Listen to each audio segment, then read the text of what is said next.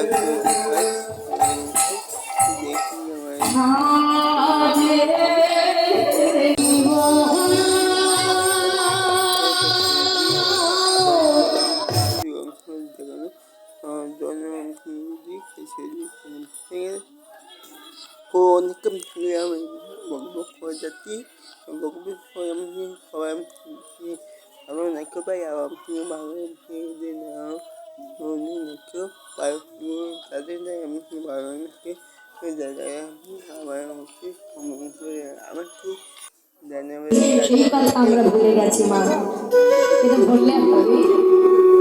কথা দিয়ে যখন এসেছি তখন কথা মতো তো তার ভজন করতে হবে মা। ঘরে তো ফিরে যেতে হবে গো, খালি হাতে গেলে তো চলবে না।